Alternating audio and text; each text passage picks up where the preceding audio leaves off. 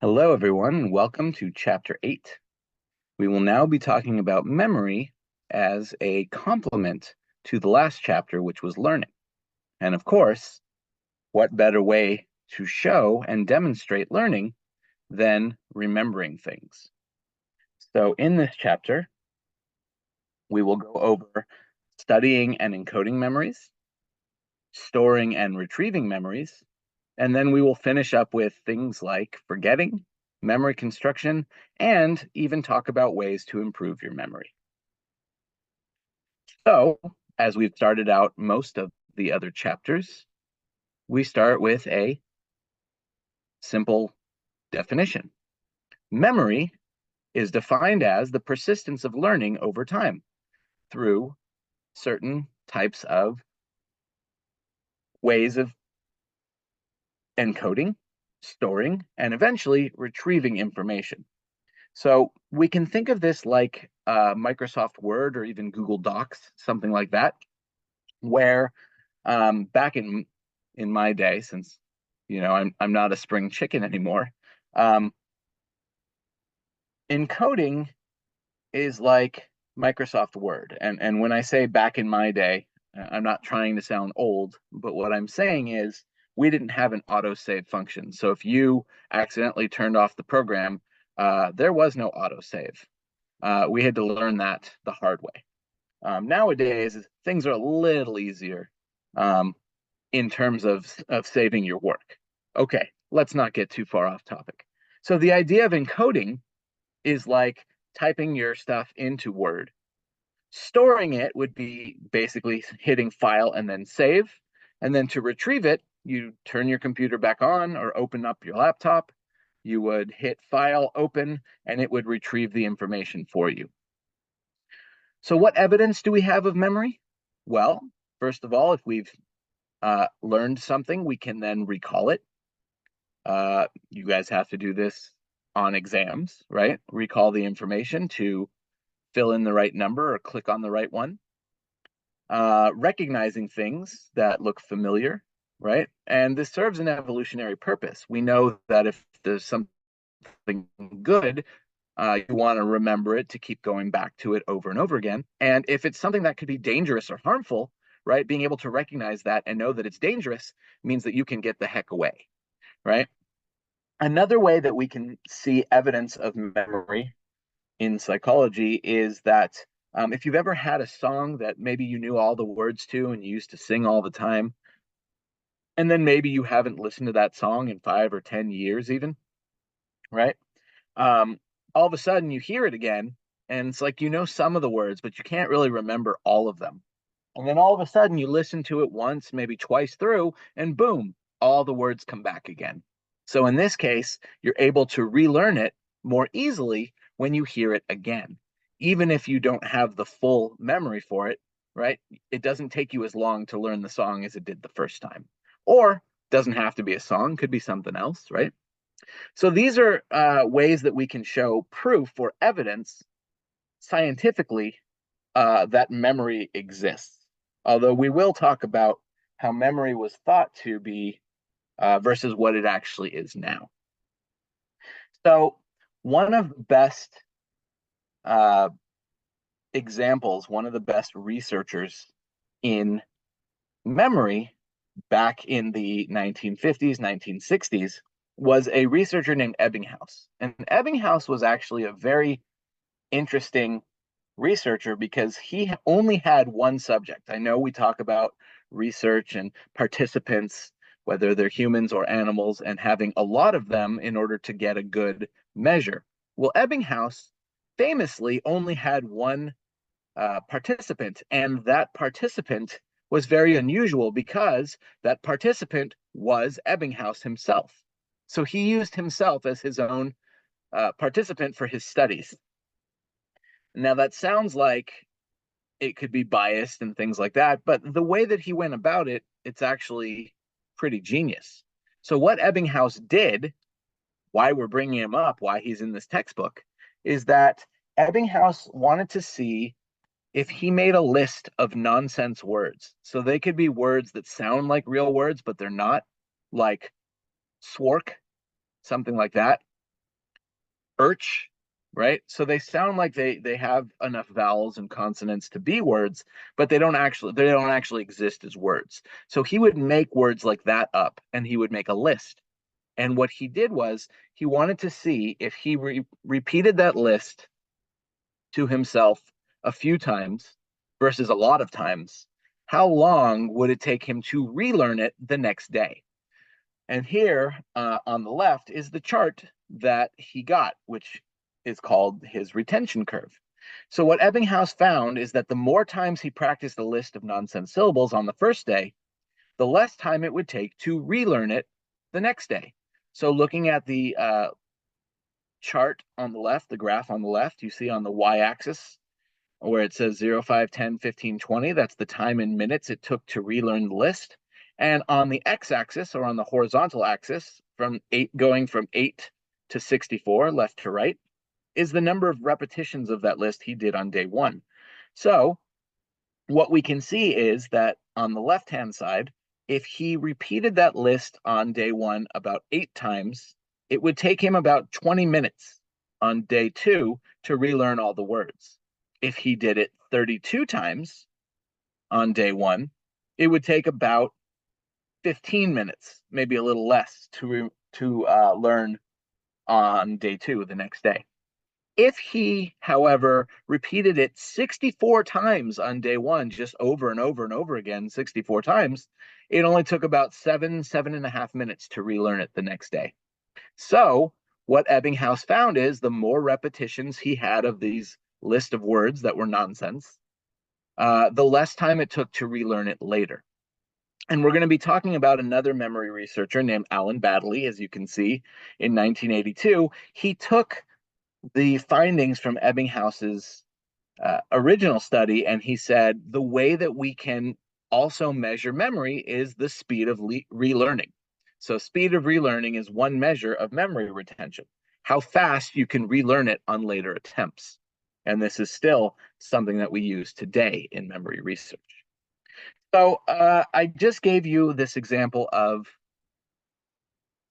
Microsoft Word, right? So there is a simpler model that psychologists use to think about and communicate about memory, and that's the one that we're going to be discussing right now, the information processing model. That's the one that's basically like Microsoft Word. And then there's the more complex one called the connectionism information processing model. And that's where we kind of put a lot of this idea together into the big picture. So again, the information processing model is basically a way to compare our human memory and the processes of memory to a computer operation such as Microsoft Word or Google Doc or something like that. It involves those three processes that I previewed a few minutes ago. Encoding is the process of, getting that information from the world and storing it, or encoding it into your brain in a similar way that you would type up information, type into Microsoft Word. Storage, right, would be the idea of storing it for later retrieval. So storage in Microsoft Word would be hitting file and hitting save, right? I know that it autosaves these days, but right, again, this was how it worked in the old days.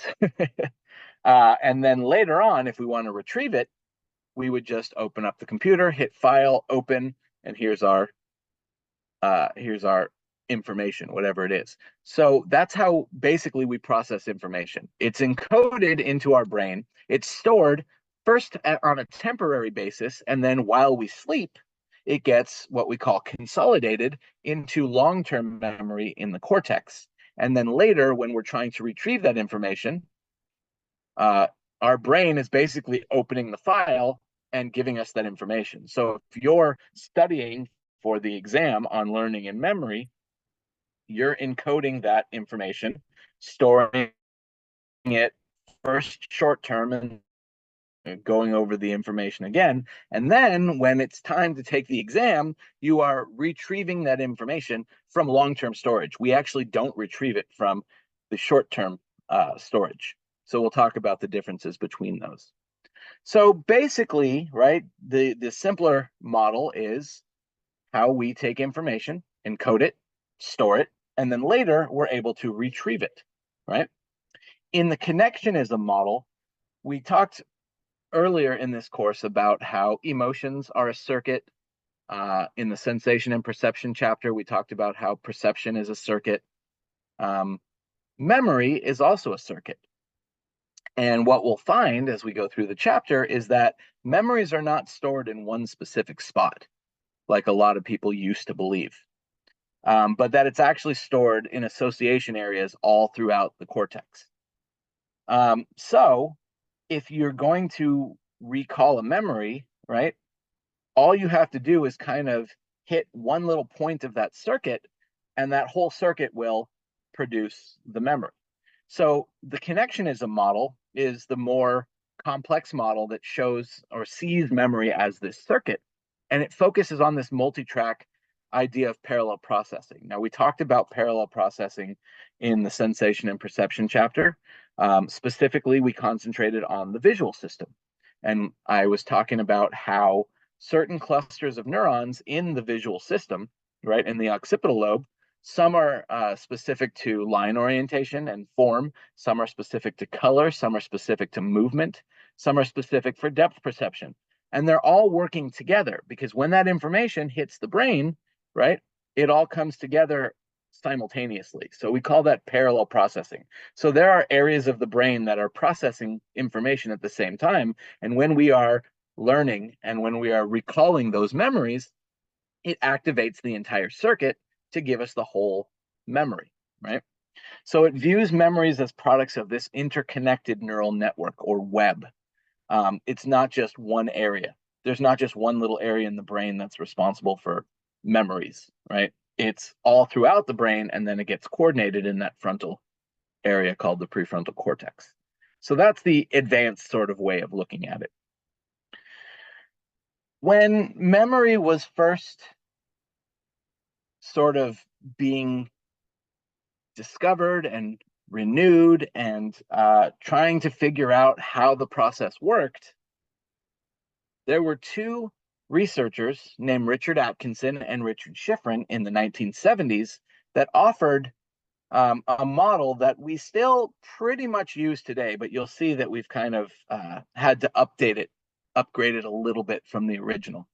But this original stage of processing for memory was called the Atkinson-Schifrin model. Now, I like to make information meaningful. I like to have lectures be fun, sometimes silly, right? As I told you guys, I make jokes and I don't apologize for them, even if they're not good jokes. And so Atkinson's first name was Richard, and Schifrin's first name was Richard. So sometimes I offer this because it may make you laugh, it may make you roll your eyes, but one of the things that we're going to talk about in this chapter, mnemonic devices, is to make the information more meaningful and less boring so that you'll remember it better. So we can call this the Atkinson-Schifrin model, or because the first guy, Atkinson, his first name was Richard, and the second guy, Schifrin, his first name was Richard, sometimes I will refer to this as the two Dicks model, Dick Atkinson and Dick Schifrin. And I'm going to pause here for a second because I'm sure you guys are snickering a little bit. Maybe not. But this way, it's easier to remember it because it came with a joke, right? Whether it was appropriate or not is up to you. So the Atkinson-Schifrin model, aka the two Dicks model, says that there are three stages to memory. The first thing that we record or encode to be remembered is what's called sensory memory. Now, sensory memory is something that it's a quick picture or a quick sound that your brain hears, right? Something you see, something you hear really quickly. Could be a dog barking, could be a flash of something. It could be something really small and really fast, right? And if our brain pays attention to it, then we can process it into at least short-term memory or short-term storage. In this idea of short-term memory, we have to encode it through rehearsal. So this is kind of like before cell phones. Again, I'm going to go back to the old days, right? Before cell phones, when somebody gave you a phone number, you either had to write it down, but if you didn't have anything to write it down with, then you just had to sort of remember it. And the way that we did that was pretty much saying it to ourselves over and over again. So that's where they say we encode it through rehearsal. 8675309, 8675309, 8675309. And some of you may be thinking, hey, isn't that a song from the 80s? Yes, it is, but it's an easy phone number to remember. So again, that's the idea of short-term memory. You want to remember that phone number, those little pieces of information, a few words, a few numbers, right? Then you just repeat it until we have it enough. And then hopefully later on, when we sleep, information moves from that short-term storage into long-term storage for later retrieval. So again, remember that we don't recall information from short-term storage. We recall it from long-term memory. And just going back to the idea of a sensory memory, those are why we use the word fleeting, is because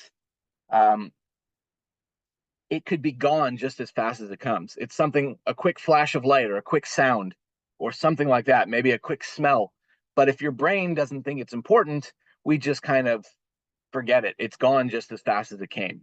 Half a second, and then another half second later, it's gone.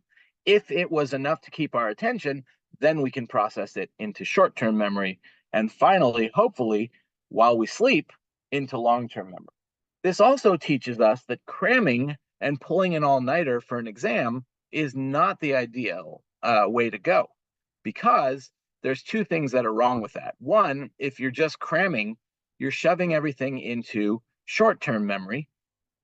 And if you're not sleeping because you're pulling an all-nighter, right? We already talked in chapter 3 about how not sleeping does bad things to our body, right? Even if you're young and, adventurous. So it's bad for two reasons, because A, we're not going to be as sharp the next day if we didn't get sleep. And B, we don't recall from our short-term memory. So it causes speedy short-term learning and overconfidence. And people think, wait, I know everything. It's right there. But if it's not in long-term memory, you're not actually retrieving it from there. So if you're not sleeping, you're not consolidating short-term memory into long-term memory. And if you're not sleeping, you're also going to be less efficient when the test comes, right?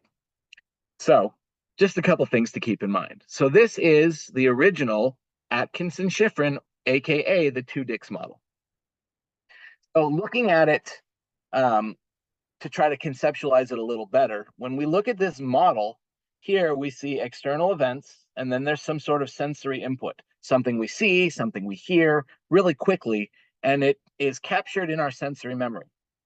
If it is strong enough that our brain holds on to that, and it is enough for us to process and encode, then we continue to encode and give information to it and put it into short-term memory, where we are rehearsing, maintaining it, sometimes repeating numbers, 8675309.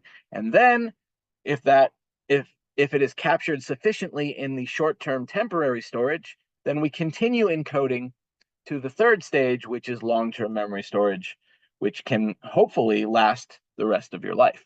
But in this chapter, we're also going to talk about how memory is not as rock solid as the general public is led to believe. So we'll get into that more in the next lecture. But now you've gone through chapter 7, and you might be saying to yourself something like, wait a second, not all learning is even conscious. And here, what we see, sensory memory, repeating numbers or words, right? Trying to remember them, short-term memory, and then hopefully, what about things like classically conditioned associations, Pavlovian learning, right? Watson, since this is hopefully still fresh in your mind. And the answer to that is, in the original 3-step model, everything seemed to be conscious and effortful. So we didn't really hear much about what happens with unconscious learning, right? Or implicit learning, like we talked about with classical conditioning. So they had to upgrade the model and make it kind of a 2.0, right? So now we're looking at the 2-Dix 2.0 model. So there are a couple of things that were upgraded when they redid the model. The first one that you may see and notice at the bottom here is that there seems to be a line going from external events all the way into long-term storage, like a backdoor. And automatic processing, right, especially if it's relevant enough, it's going to make us react without conscious rehearsal. So in the new upgraded 2.0 model, we have a backdoor for automatic processing that bypasses the 3 steps and goes straight to long-term memory, right? If we hear a loud noise like a gunshot, we're going to flinch, we're going to react, hit the ground. And it's not going to be something that we learned. It's a, almost like a reflex, right? It's a classically conditioned association. The other thing that needed to be upgraded was the idea of short-term memory. Back in the day, it was thought a few numbers, a few letters, and we rehearse it enough that we can keep it, and that's it. However, the newer upgraded term that better suits this type of memory is called working memory. And working memory basically shows that it's an active process, that we're not just taking a few numbers, trying to remember them, but we may be taking information and actively putting it together, taking it apart, and things like that. So I'll explain that in a second. The updated concepts, just to show you, on the bottom we have automatic processing, which takes a backdoor route, doesn't go through short-term memory or sensory memory. It just goes and takes a backdoor into long-term memory. And then we have the update to short-term memory called working memory. And this is to stress that when we are learning concepts, it's not just taking numbers or letters that are given to us, but we may have to actually consciously process information and change it and switch it out while we're processing it, and that it is an active processing that occurs during this stage. And the best way to think about working memory, again, the newer understanding of short-term memory, is the idea that you're still processing things while you're learning them and trying to remember them.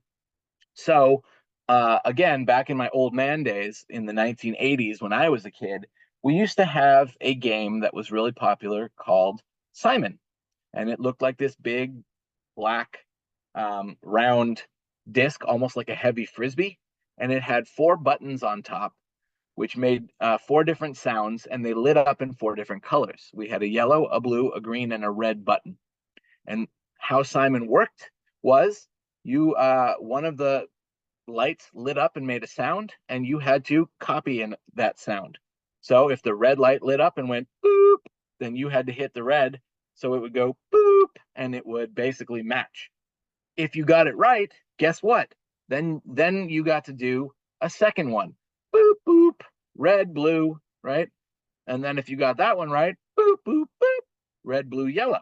So you keep adding things. Now, for your generation, or most of your generation, I would imagine, the newer version for the newer generation is a game called Bop It, where you have to hit it, kick it, lick it, flip it, whatever, right? And your reward for getting it all right is that you add one to the pattern.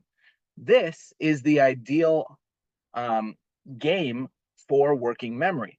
You get a list of things to do, or a sequence of lights and sounds, and you have to copy it. So you not only have to remember the pattern, but then if you get them all right, it changes and you add one to it. So now you start with 1, then 2, then 3, then 4 processes and get as high as you can. And when you don't have it anymore, then you start over. So this idea is basically the idea of working memory. You hold a few bits of information, right? Incoming auditory or visual spatial information. In Simon, it's both. You see the red or the blue or the yellow or the green light up, and you hear the sound, the tone from each one. And you have to copy that pattern. So you have to memorize temporarily that pattern, and then you have to add to it. Now it's 4, now it's 5, now it's 6. So that's the idea of working memory. For Bop It, you push it, you hit it, you turn it, you whatever, right? And if you get it right, then you add one more, and then you add one more, and then you add one more. So Alan Badley said it's almost as if there's a little executive assistant or a central executive that's in your brain that's taking things from here and keeping your attention on this and adding this to the chain and all of that stuff, right? So if I go back to the idea of the phone number, it would basically be like, okay, what's your phone number? 867-5309. Great. Well, now that we are in the time of cell phones, right? Even if I'm standing right next to you, I need to dial your area code. So it's like getting the 7 numbers and then thinking, oh, wait, this person didn't give me their area code. So then you go back to them and you say, hey, you gave me your phone number. I don't know your area code. And then they give you the area code, 310. That would be my area code, right? So now you're adding the 310 at the beginning to that 867-5309 and turning it into a new 10-digit number. So this is a conscious active processing that occurs in working memory. It's more than the original idea, which is just trying to remember a few numbers, letters, or words, right? So here is sort of the way that Baddeley's model of working memory that was taken from the Atkinson-Shiffrin or 2-Dix model upgrade. So here we have an auditory rehearsal, like mentally representing or repeating a person's name. The information is mentally picturing that person. And then here in the middle, the central executive focuses attention and tries to get you to do that. So the example I use for this is, let's say that you want to uh, get a job, right? You're in school, but you need to make a little bit of money, not full time maybe, but just a part-time job, maybe pay for a car or something like that, right? Maybe some weekend time. And so you really want a job. And Dr. B says, hey, if you go to the convention center, the LA Convention Center this Saturday at noon, then you can go and see, Bob Johnson, and Bob Johnson will help you out to get a part-time job, right? And so you're like, oh, okay. All right, Bob Johnson, great. Can you tell me what he looks like? And then I say, sure. He's bald and he wears glasses, and he said he'll be wearing like a red handkerchief in his pocket. So now you have this information and you say, okay, Bob Johnson, he's going to be at the convention center at noon on Saturday, and he will, looking for him, he will be bald, wearing glasses, and has a red handkerchief. Okay, that's pretty good.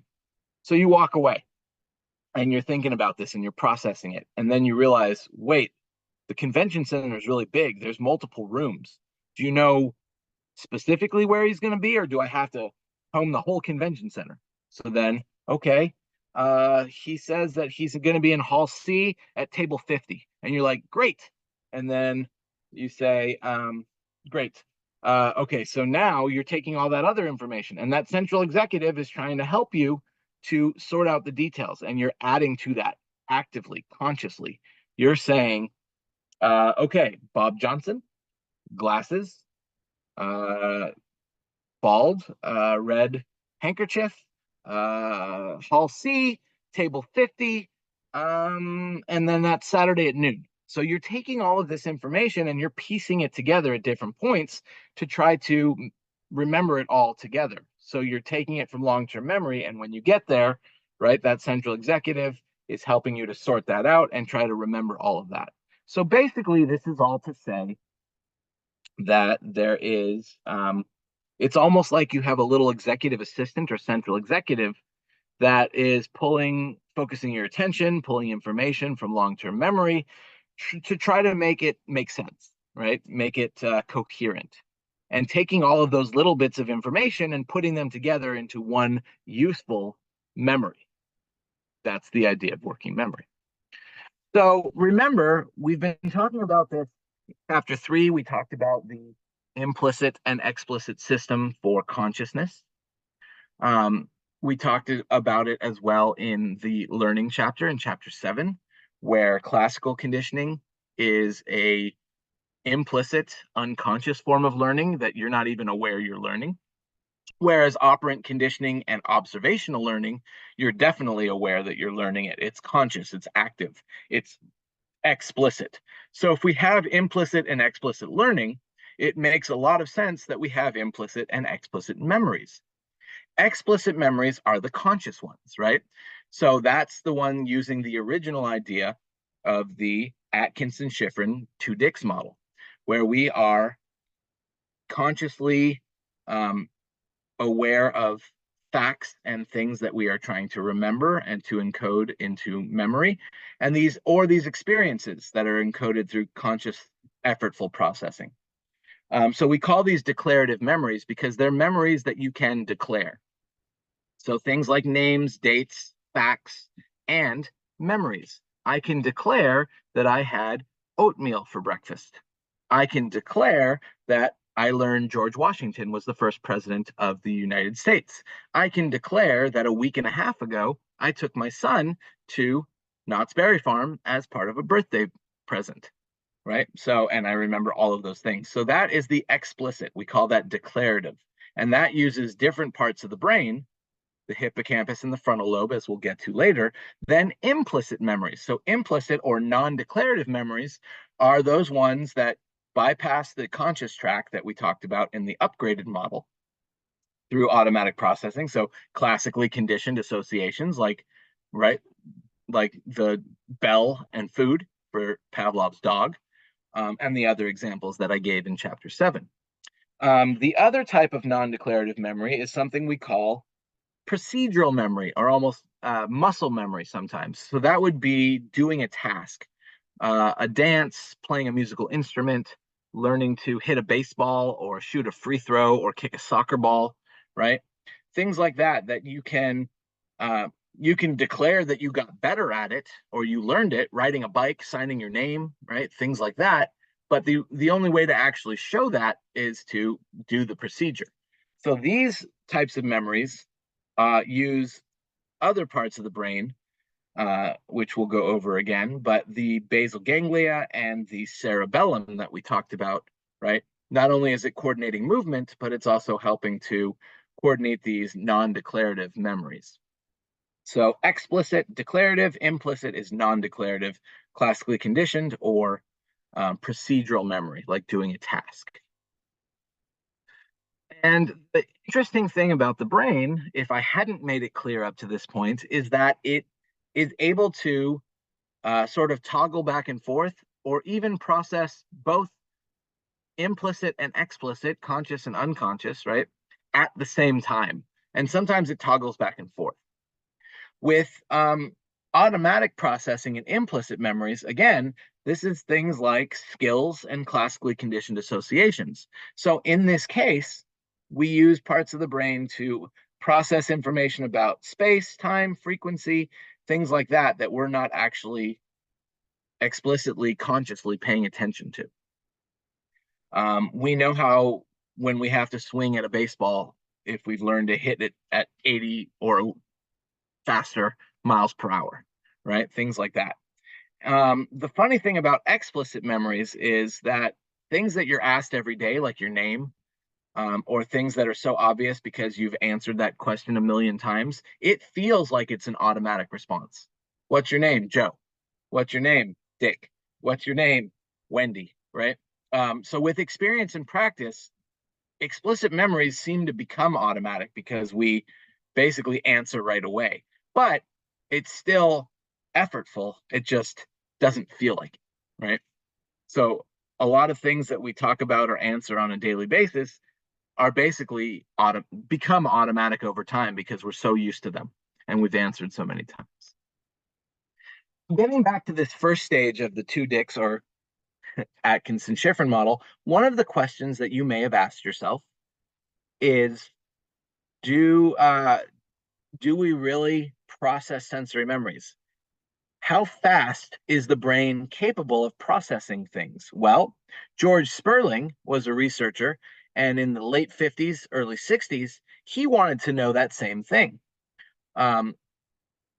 It wasn't called a sensory memory yet necessarily, but he said he wanted to see how remarkable the human brain was. So he took these 9 letters that you see here in 3 columns and 3 rows, basically makes like a little square, KZR, QBT, SGN, right? And he said that he wanted to see how quickly people could relate to them. But before I get to that, sensory memory, again, is that first stage in forming the explicit, conscious, effortful processing memories. It is an immediate, very brief recording of sensory information. And again, the book talks about how it's usually something you see or something you hear. So if it's a picture, it's called an iconic memory. And you can remember that as like, oh, that's really iconic, right? The Hollywood sign and the Statue of Liberty, those are iconic. So if it's a picture or image memory, they call it an iconic memory. And if it's a memory of a sound, it's called echoic. So you can think of echo, echo, because the sound may echo. So iconic is a picture, echoic is a sound memory. And so Sperling wanted to see just how fast the brain could process. And so what he did was he took these 9 letters and he flashed them on a screen so fast that consciously you wouldn't think you even saw them. It was so quick. It was 0.05 seconds, 1/20th of a second. He would flash it on the screen, and before they could concentrate on something else, he would say, can you name any of the letters from that sequence that people didn't even realize they saw? And yet, when signaled to recall, people could recall about 4 to 5 of the letters. Oh, there's a K and a Q, probably a T in there somewhere. I think there was a G. I can't remember the rest.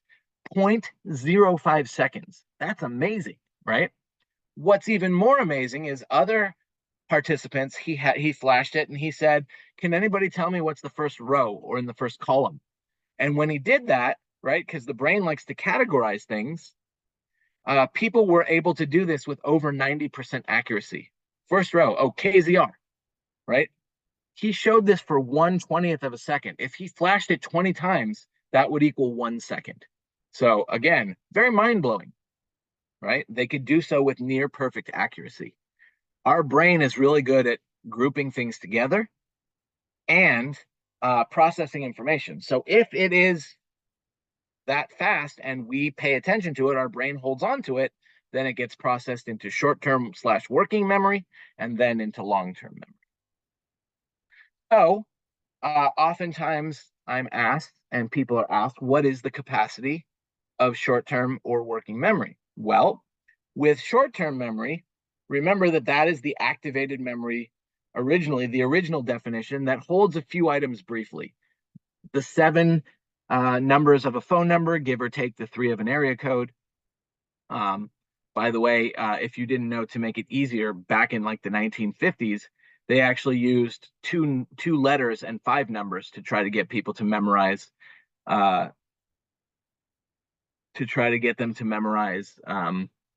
numbers, phone numbers, even easier. So it would be like, if in the movies it's 555, so it would be like KL5 4326 or Klondike 5 3426 or whatever it was, right? Before this information is stored or forgotten.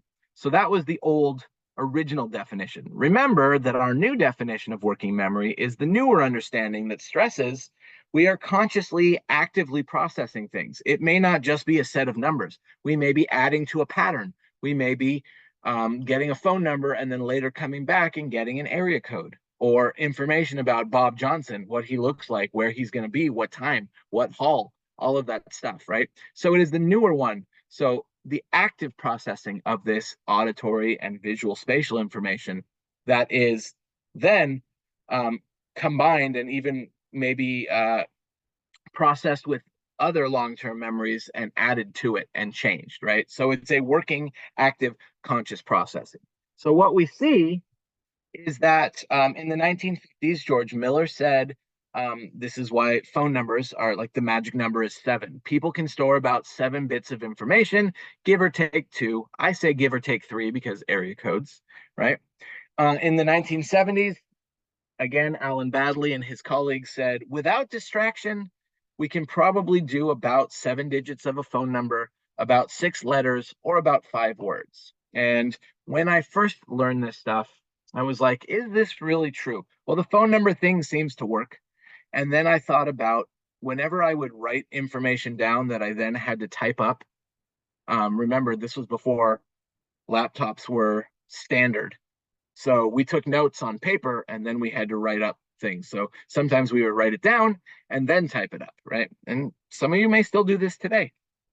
So I thought about it. If I was writing a story for English class and then I wanted to type it up, and I looked at my paper and then I started typing, how many words would I be able to sort of remember at a time before I had to go back and look at my paper? And so I'm thinking, once upon a time there, Okay, that's about 5 words. Lived a boy who, okay, that's about five. And I said, yeah, that seems about right for short-term memory. But again, now we're talking about the upgraded version of that called working memory. So what is the capacity of working memory? Well, the best answer for that is 2 words. It depends, because memory capacity, right? It varies by what age you are. If you're older, you don't remember as well. You can't retrieve as easily. That's why, older people are susceptible to things like dementia, and memory issues. It also depends on how distracted you are. Did you pay full attention? Were you tired? Were you hearing other things? Was the TV going on at the same time? Were you multitasking? Right. And um, other various things, right? So your age, whether you're distracted, whether you're tired, whether it's something that really captures your attention or it's kind of boring, because sometimes we don't remember things if our brain just thinks they're boring, right? And in this case, right, the best answer for this is, well, it depends. So that's the capacity of of working memory to the best of our ability. When we are looking at how to remember things, one of the ways, and what you're working on for your homework, is to take information and put it into more meaningful units of storage. This is a process called chunking, where we organize items into familiar, more manageable units. Single numbers can be turned into sets of numbers. Could be years, it could be phone number with area code, right? With a 3-digit prefix and a 4-digit suffix or whatever. Letters are chunked into words, words are chunked into sentences, sentences into paragraphs, paragraphs into chapters, right? Things like that. A lot of times chunking occurs automatically, but sometimes it may not, and you may need to put some actual effortful conscious processing into that. So chunking is one of the things that you'll be doing first. It's actually the second part of this memory exercises assignment. I talked already a little bit about mnemonics, which are memory aids. These are techniques that use humor, that use pictures, that use rhymes, and things like that. You can read about the peg word system in the book. Um, and vivid imagery or organizational devices. A lot of times, again, things that make you laugh. So that's why instead of the Atkinson-Shiffrin, which is a mouthful, right, model of memory, the two dicks model will remember. You might remember better because, again, it may cause you to laugh a little bit and remember that and go, maybe it's a little inappropriate or a little immature or whatever it is, and lo and behold, you remember it better. So if I were to say something like 1 is a gun, 2 is a shoe, what is 3? You probably would say 3 is a tree, right? Because it rhymes. 4, right, could be the store or war or something like that, right? But it's a way to use a system to remember this information better. We remember information better when it is more meaningful. So if it's funny or if it rhymes or if it makes us mentally picture something, right, it's easier for us to store that and to recall it. So that's mnemonics. The other way that we remember information is sometimes we break it down and sometimes we clump it together. Like I said, our brain likes to use a shortcut by categorizing things. So a lot of times we use what we call hierarchies, where we organize items into a few broad categories, and then we divide and subdivide those into narrower concepts and facts. If I talk about a dog, dog is an animal. It's a mammal, 4 legs and a tail and fur. Um, and then we can divide that more. We can talk about the different types of breeds of dogs. Mine is a hybrid breed. I have a golden doodle, um, which is a golden retriever and a poodle, right? Together, hypoallergenic. Everybody's happy. Very, very cute, very fun dog. But we can take these categories and we can break them up, or we can break them down into narrower concepts, more broad categories, and learn that way, right? For food groups, for food, right? Things like that. So I think um, that we are nearing the end of this lecture, but going back to the idea of studying, through research, we have learned that some techniques are better than others. For the one thing is cramming is also bad because what we have learned through research over these years is that spacing out your studying helps you to remember it better. You encode it, and then you take a little break, and then you come back and you encode it again. And right, repeating that process helps to strengthen those memories for recall when you're taking an exam, for example. So if you distributed practice, right, if you did it, I would say no more than like an hour and a half to maybe 2 hours at a time, and then take at least a half an hour to an hour off before coming back to it. Or just do a little bit each day, maybe an hour, hour and a half each day, and you're reconsolidating that information and backing it up in your brain so that it is easier to recall the right answer. As you can see, distributed practice has shown via research to produce better long-term recall. Whereas massive practice, which means cramming for many hours in a row, produces that speedy short-term learning, but it doesn't get consolidated into long-term storage, especially if you don't sleep. And so you're not really putting it into long-term storage. So when it comes time to retrieve it, you just have to hope that it's there in short-term working memory. And that increases your feelings of confidence. But a lot of times people that do that end up getting lower grades than they thought on their exam. And they're like, why? Well, this is why. We've even seen that when people see the same thing over and over again, like in a psychology study, this is called, they tend to do better. And this is called the testing effect. A lot of times in research, we don't want people to do better just because they recognize stuff. We want them to do better because of whatever manipulation, right? That independent variable. So, even though a testing effect on a research experiment is not ideal, what that testing effect does tell us is that encoding is very effective. And we may need to rearrange how we run the experiment again. If you're giving them the same stimuli all the time, right, they might just be getting better at it because of encoding and not because of whatever manipulation you give them, right? So that just tells us that encoding is very effective. So the first part of your homework is talking about levels of processing. And I'm going to basically give you the answer here if you haven't already done it. With levels of processing, there are 3 levels in which we process information. So think about when you're reading a book or reading a chapter in psychology, and you are basically learning those words to remember better. When we are processing information, whether it's written information or verbal information, we process things at 3 different levels: shallow, intermediate, and deep processing.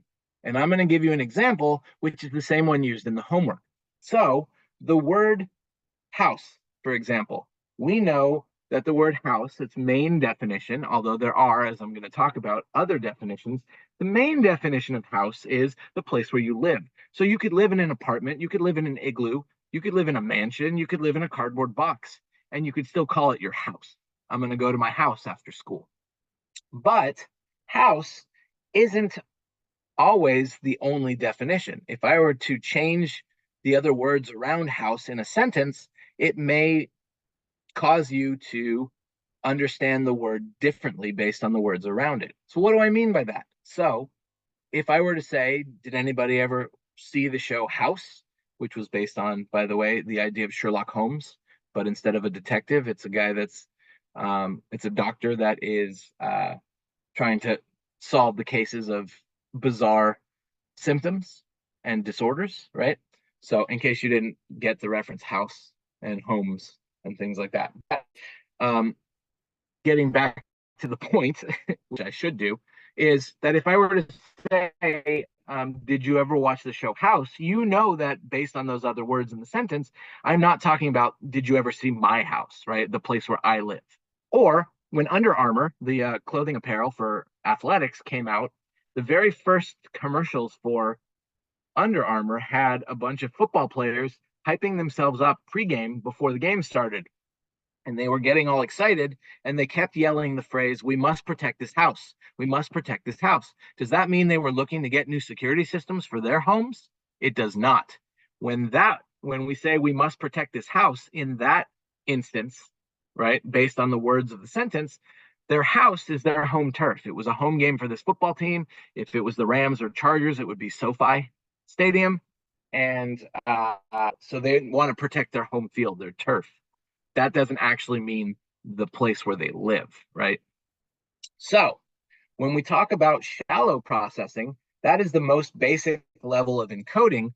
And it's basically encoding based on the letters of the word. So if you're reading something or if somebody's talking and you're picturing it, you're thinking the word house. Shallow level would be that there is a silent E, that it's House. An intermediate level, which takes a little bit more cognitive processing, right? Brain processing, is how the word sounds, because there could be a word that's spelled very similar to another word, and yet, um, and yet, it means something different, or it's pronounced completely different. Like the word rough and the word bow. Rough is Rough. Bow is Bough. So in this case, understanding and being able to pronounce it, right, or visualize it as you're reading, Bough and Rough only have one letter different, the first letter, but yet they sound very different. Rough, like with an F, and bow, like almost like BOW, right? So when you're processing at an intermediate level, you're processing based on the way the word sounds. And it's only the deep level of processing that really has to deal with what the word means and whether or not it's a different meaning in different contexts. So again, with the word house, shallow processing would just be recognizing it based on the letters. Pretty simple, lowest level of processing. Um, Intermediate, how it's spelled house, like it's almost like there's a W in there, but it's not, but it's pronounced that way, house, right? And only the deep level of processing is the actual meaning of the word house, or if the meaning is different based on the words around it. If I say I'm going to my house after school, then I'm talking about my home, the place where I live, even if it's not an actual house, even if it's an apartment or something like that, condo, right? But if I were to say, "Hey, did you ever watch the show House? I thought it was really great," then I'm not talking about that. And deep processing and the semantic meaning based on the other words. Did you watch the show House? I'm talking about a TV show and not the place where I live. Or if I'm referring to the Under Armour commercial, that's also deep processing, understanding that they're protecting their home turf. They're not using a security system to protect their actual house. Right? So that's levels of processing, and that's your first part of this homework. So this is where we stop, and part two begins. Thank you guys, and I hope you have a pleasant rest of your day.